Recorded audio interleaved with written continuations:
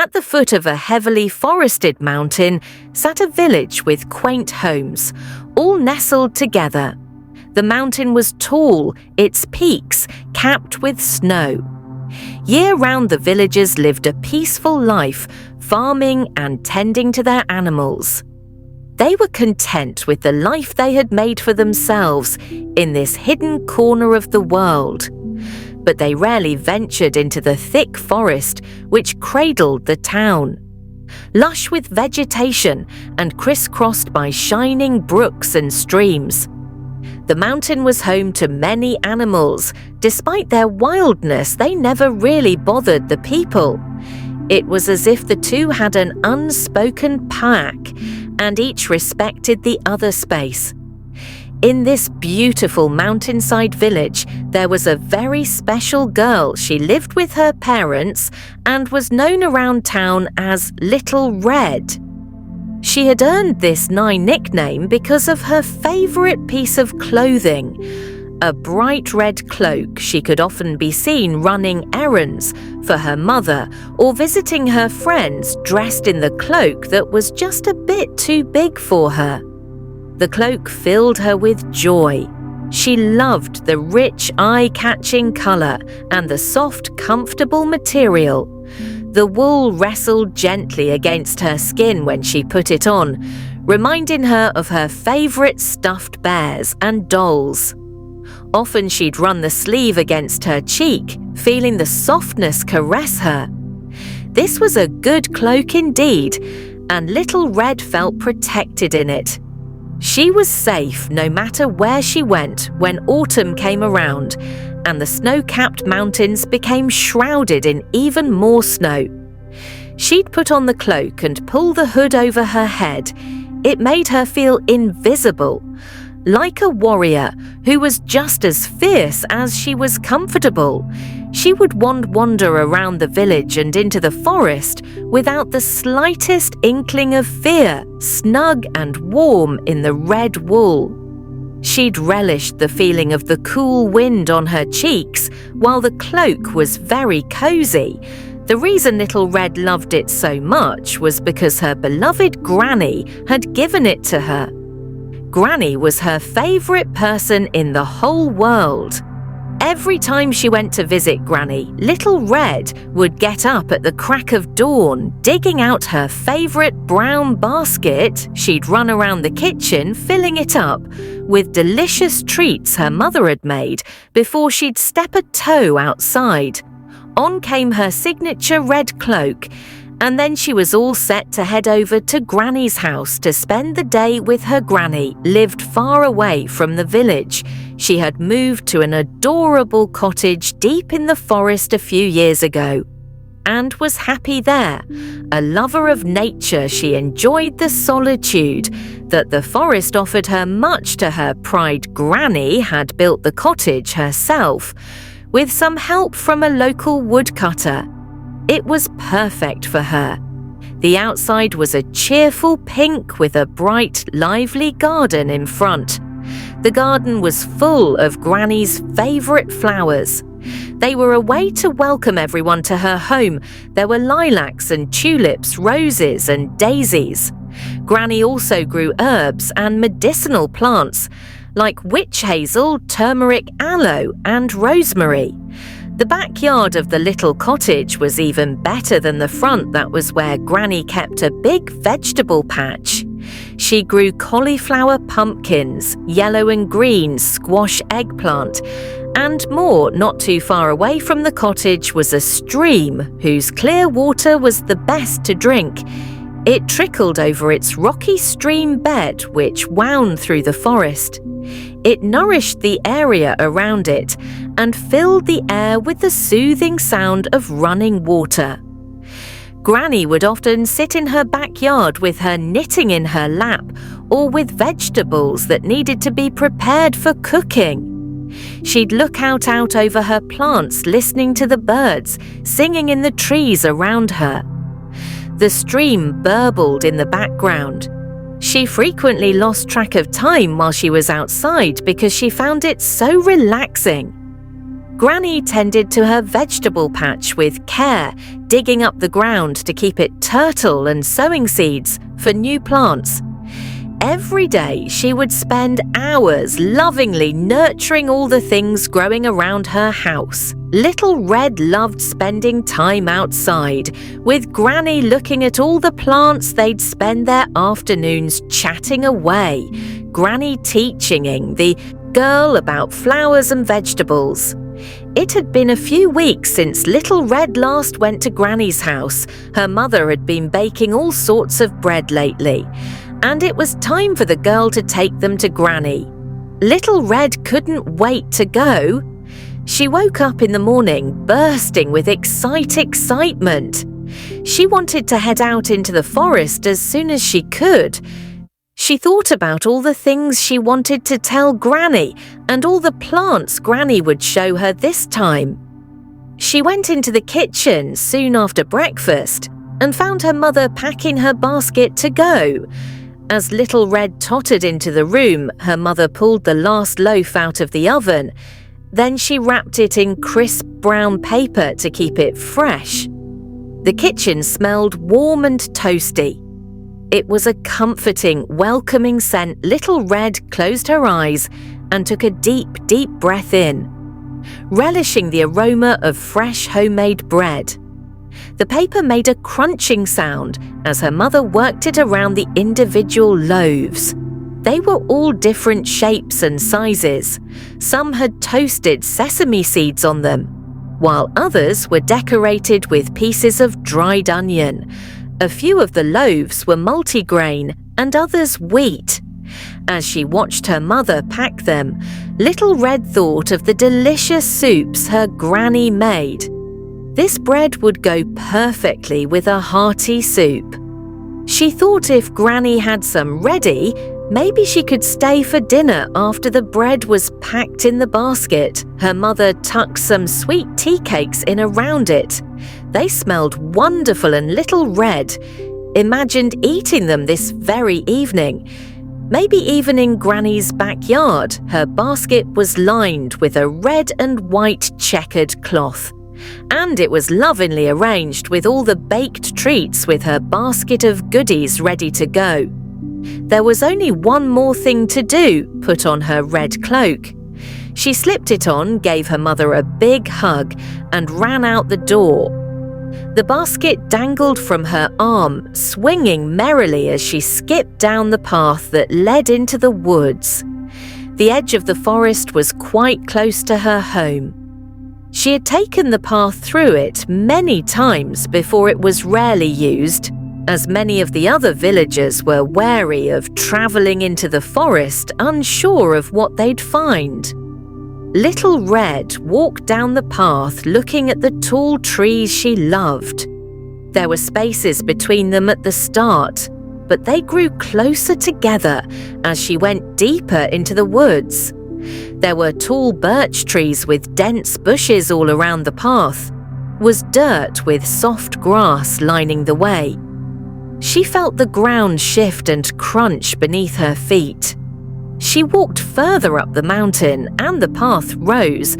Gradually, it always amazed her the way the trees changed ever so slightly. With the shift in elevation, there were more pine trees here, and the aromatic spruce casting long shadows on the ground. Along with the spruce, a distinct scent of damp fallen leaves filled the air. Often she'd see little droplets of water covering the leaves on the ground, like miniature magnifying glasses through them. She could see the patterns on the leaves and every offshoot of stem and spine the trees moved from time to time, swaying gently in the wind. She assumed they were saying hello to her, since she hadn't come by for a visit. In some time, they seemed to welcome her back, leading the way to Granny's house. Little Red walked on, passing the familiar SES, listening to the leaves crunching under her feet and the birds singing high up in the trees. It was a good day to be out for a walk. The sun filtered through the canopy above, sending down streams of light here and there. She skipped through these sunny spots, feeling the rays on her face warming her cheeks as she neared Granny's cottage. She picked up speed, wanting to get there as soon as possible. Her eyes scanned the trees and she spotted a thin wisp of smoke rising from a clearing up ahead. A savoury aroma wafted toward her on the breeze. Her grandmother must be cooking something delicious, she thought with glee, smiling widely. She tried to guess what kind of feast awaited her. She hoped it would be her favourite pumpkin soup. The cottage soon came into view just as she reached the gate. The door to the house opened and she saw Granny step out. She was wearing her favourite apron, which was the same crimson shade as Little Red's cloak. Granny smiled warmly as Little Red ran up the pebbled path through the garden. Then they gave each other a big hug. Little Red was about to start telling Granny all about her walk through the woods when movement inside the cottage caught her attention. Curious, she peeked inside to see what it was. Her eyes widened in amazement when she realized what she was looking at. A big, shaggy grey wolf was curled up in front of the fire. Sleeping soundly, Little Red stared, unable to believe what she was seeing. The movement was the wolf flicking its tail back and forth, probably chasing a rabbit or squirrel in its sleep. With great difficulty, Little Red tore her eyes away from the sleeping wolf and turned back to Granny. To her surprise, her grandmother was grinning. Surely Granny couldn't have known there was a wolf in her home. How could she be so relaxed about it, full of questions? Little Red hoped Granny would explain what was going on. Granny smiled mysteriously and told her to come in and meet her new friend. What had gotten into to Granny, wondered Little Red. Perhaps she was joking, maybe this was just a big dog. She moved a little closer, slowly and cautiously, holding Granny's hand as tightly as she could. Up close she realized this was definitely a wolf, and an enormous one at that. His thick grey fur speckled with white shone brightly in the fire's orange glow. His ears cocked this way and that, as though he were hearing sounds in his sleep. His eyes were still closed. He swished his tail every once in a while, but other than that gave no indication he was waking up. This was a story Little Red wanted to hear. She had come expecting a new petunia plant at most, but instead here was a big, wild creature in her grandmother's living room. Granny sat down on a plush couch opposite the wolf, who was now snoring peacefully. Then she began to tell the story of how the wolf came to be her friend. Granny had been in her vegetable patch a few days ago tending to her pumpkins. Soon they were going to be ripe enough for picking as she worked. She heard a faint howling sound coming from somewhere in the distance. At first she was concerned, after all there were wild animals out here, but it sounded like whatever was making that noise might need help.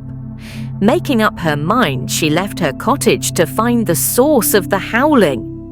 It seemed to be coming from near the stream, and she walked in that direction slowly at first as she neared the water. She noticed the big grey shape lying on the grass. It was a wolf, and he seemed to have hurt his leg. She stood next to him, pondering what to do. A few minutes later she heard footsteps nearby and turned to find the woodcutter on his way home. He said hello and was about to exchange pleasantries when he noticed the wolf. Granny explained the situation, and the woodcutter offered to help. They approached the wolf slowly, but apart from the occasional whimper, the animal didn't seem to mind. Granny's presence together, she and the woodcutter carried the wolf back to the cottage and set him down gently on the grass. Then she gathered a handful of herbs from her garden that she thought might help. She applied a pass of turmeric, aloe and other healing herbs and tied a clean, dry cloth over it. She left some food and gave him a final pat on the head, bidding goodbye to the woodcutter. She headed back inside the cottage that very night. As she was finishing up dinner, Granny heard a scratching sound at the back door. Who could it be, she wondered, and she opened the door just a crack to peek outside. Much to her amazement, there was the wolf. He was sitting patiently as though waiting for something. When she looked down at him, he wagged his tail like a friendly dog. Maybe he smelled her dinner and just wanted a warm meal before settling in for the night. She wasn't sure what wolves wanted, but that seemed as plausible as anything else. She opened the door a little wider. The wolf trotted in and plopped himself down in front of the fire. Granny watched in surprise. It seemed as though she had just gotten herself a pet. Granny moved around very slowly, her eyes never leaving the wolf. But he didn't move an inch. She fetched some food and water, put it down, and stepped away. She took a seat on her sofa to see what he would do. He ate the food and lapped up a lot of water after he was done. He fell asleep right there on the rug, snoring comfortably. He'd been there ever since now. He followed her around the house, sitting by her side as she did her gardening and cooking. He joined her in the vegetable patch, digging up weeds alongside her granny. Didn't mind he was a gentle creature and she appreciated the company. "And that's how I came to have a wolf in my house," Granny said. Finishing her tale, Little Red watched him sleep peacefully, curled up by the fire. Granny told her how he would go out to hunt and roam, but he always came back to sleep in the cottage. She told Little Red how much he liked scratches behind the ear. She would pet him as they sat together in the backyard every evening, watching the day turn to night. Little Red was tempted to pet him too, but she still eyed the wolf wearily. "What big paw he has," she said to Granny, "all the better to hug you." "With my dear Granny," said the wolf's ears perked up, and he opened his eyes to see what was going on. "What big eyes he has!" Granny set Little Red her own eyes wide with, "Wonder all the better to see you with, my dear Granny," replied. She patted the seat next to her. The wolf stood up. His large body filled the space around him. The cozy cottage wasn't meant for such a big animal, thought Little Red. It seemed impossible that he could walk around the room without knocking things over. But somehow he did. She was mesmerized. She had never seen a wolf up close like this, and he was beautiful. She thought with brown eyes and dark ears he looked dignified and smart. His fur was even thicker up close, and he moved elegantly across the room. He walked up to Granny and nudged her hand with his nose, asking her to pet him. She patted his head lovingly. He sniffed Little Red slowly, as though trying to not scare her. Gradually he began to wag, and Granny encouraged her to pet him gently and very carefully. Little Red reached out her hand. His fur was even softer than it looked, and he wagged his tail with every scratch. Little Red's tummy grumbled as she sat there petting the wolf. Granny asked if she was hungry. She was so amazed by her new friend. She realized she'd forgotten all about that delicious aroma she smelled outside. Now she really did want to see what her grandmother had made for her. It was her favorite pumpkin soup. Granny used a ladle to serve her a large bowl. She could smell the nutty, creamy, familiar scent before she could see it. Little Red fetched her basket full of delicious bread, and they sat together at the table. She took a big spoonful of pumpkin soup. She felt the same warmth she always and closed her eyes. She loved the taste of nutmeg in pumpkin on her tongue with a sigh of contentment. She thought back on her adventure today. The wolf snored away in his corner, and Little Red told Granny all about her travels as they ate. They had a lot to catch up on after the meal. They cleaned up the kitchen and went to sit on the couch. They sank down into the cushions and called the wolf over to join them. Little Red lay down with her head in Granny's lap. She reached out to pet the wolf, who she could now see eye to eye. She listened as Granny talked about her garden and soon felt herself getting sleepy. The softness of the wolf's fur against her hand, his rhythmic breathing, and the comforting presence of Granny filled her with contentment. Before she knew it, her eyelids were drooping and Granny gently stroked her hair. A nap sounded wonderful, and Little Red soon drifted into a deep sleep. She dreamed about her new friend. They were running through the forest together, playing hide and seek in the trees. The wolf would creep behind the trunks, and she would run, laughing away from him.